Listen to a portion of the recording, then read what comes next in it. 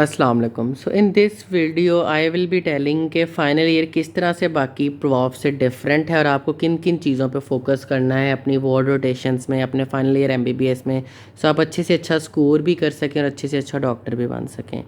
So first of all तो final year में आपको ये पता होना चाहिए कि क्लिनिकल एग्ज़ाम ज़्यादा इंपॉर्टेंट है रिटन एग्ज़ाम से। रिटन एग्ज़ाम्स तो आपके पास पेपर्स वगैरह से पास हो ही जाएंगे, प्लस आपको 2 सब्जेक्ट्स मिला मिला के पास करने हैं। For example medicine 1 plus medicine 2 है तो 100 मार्क्स का पेपर है और उसमें भी 25 मार्क्स इंटरनल असेसमेंट के हैं, तो मिला के पास करना है। 200 में से 100 लेना कोई मसला नहीं है। सर्जरी में 2 पेपर के 250 मार्क्स है, 250 में से 125 लेना कोई मसला नहीं है। गायनी ऑप्स में 150 में से 75 लेना कोई मसला नहीं है। लेकिन क्लिनिकल एग्ज़ाम बहुत ज़्यादा इम्पॉर्टेंट है।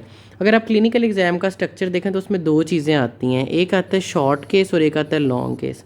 ट्रस्ट में अगर आप रियल लाइफ भी देखें और जो जिस तरह डॉक्टर मरीज़ देखता है, तो जो डॉक्टर बेसिकली मरीज़ देखता है वो आपका लॉन्ग केस है कि हमारे पास एक पेशेंट होता है जो कि सिम्टम्स के साथ होता है और आपने फिर उस सिम्टम को डाइसेक्ट करके देखना होता है कि आपने अपनी हिस्ट्री में वो सारे पॉसिबल कॉजेज़ जो कि उस सिम्टम्स के साथ पॉसिबल हों उनको हिस्ट्री और एग्जामिनेशन पे देखना होता है और उसकी बेस पे आप एक डायग्नोसिस बनाते हो और फिर अपना इन्वेस्टिगेशन और मैनेजमेंट प्लान देते हो। तो एक्यूरेट वे पढ़ने का भी है कि आप एक सिम्टम से पेशेंट को अप्रोच करो और अपने क्वेश्चंस पूछो कि बाकी की डिजीज़ को भी आप रूल आउट कर सको। ठीक है, फाइनल ईयर की बेस पे कुछ ही इंपॉर्टेंट लॉन्ग केसेस बनते हैं, तो मैं नेक्स्ट वीडियोस में आपको इंपॉर्टेंट लॉन्ग केसेस की लिस्ट भी बता दूंगा, क्योंकि बेसिकली हमारी मेडिकल की दुनिया कुछ सिम्टम्स के अंदर सारी डिजीज़ समाई हुई हैं। अगर चेस्ट पेन है तो चेस्ट पेन के अंदर 20-25 डिजीज़ हैं, उसमें कार्डियोवैस्कुलर डिजीज़ भी हैं, myocardial infection, acute coronary syndrome, aortic dissection. उसी में हमारी रेस्पिरेटरी डिजीज़ भी हैं, नीमोथोरेक्स, प्लूरल इफ्यूजन, निमोनिया। ठीक है, सारे आपकी जो है रेस्पिरेटरी, प्लूरिटिक चेस्ट पेन, पेरिकार्डाइटिस, फिर आपकी जो है गैस्ट्रो की डिफ्यूजोफेजियल स्पैज़म, गर्ड, उसी में मस्कुलोस्केलेटल एंड कोस्टोकॉन्ड्राइटिस, उसी में साइकेट्रिक है, पैनिक अटैक। तो बेसिकली अभी तो आप डिजीज़ को पढ़ेंगे और बाद में उसको लिंक करके एक सिम्टम को डाइसेक्ट करके डायग्नोसिस बनाना चाहिए और यही हमारा एम होता है। ठीक है, आपको भी चाहिए कि आप इस तरह से ही पढ़ें। उसके बाद कॉन्सेप्ट ऑफ शॉर्ट केस क्या है। शॉर्ट केस पे आपको कमांड मिलती है, आपने एग्जामिन करके फ़ौरन से मरीज़ का अब एग्जामिनेशन करनी आनी चाहिए, प्रेजेंट करना आना चाहिए और वाइवा क्वेश्चंस आने चाहिए। ठीक है, तो अब इसके लिए जो है मैं इंशाल्लाह आपको इम्पोर्टेंट लॉन्ग केसेस की लिस्ट दे दूंगा।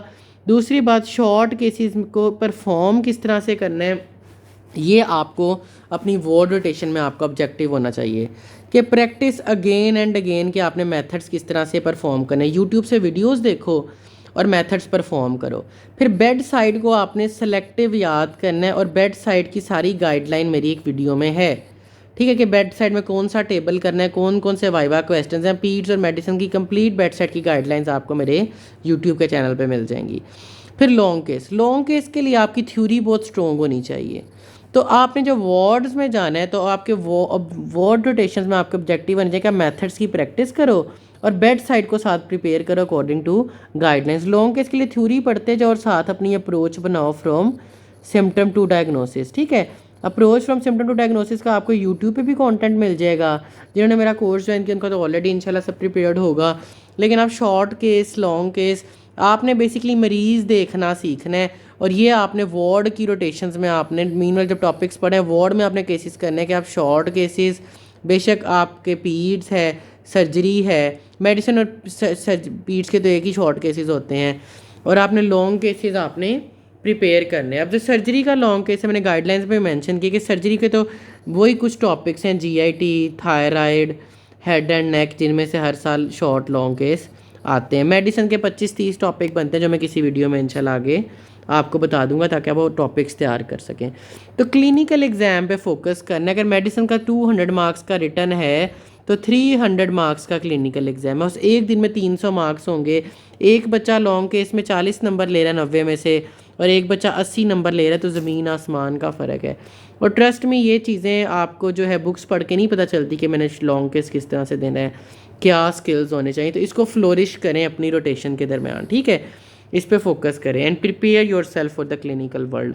आपको फाइनल ईयर के एंड पे सारी कॉमन डिजीज़ की पता होना चाहिए कि नीमोथोरेक्स है तो ये करवाना है, ब्रोंकिक टेसिस है तो HRCT कराना है, ये वाली इन्वेस्टिगेशंस करानी है और ये सारी चीज़ें आपको पता होनी चाहिए। शॉर्ट केस के लिए बार बार प्रैक्टिस करें और अपनी शॉर्ट केस की बुक्स तैयार करें। लॉन्ग केस के लिए थ्योरी पढ़ें और approach from symptom to diagnosis बनाएं।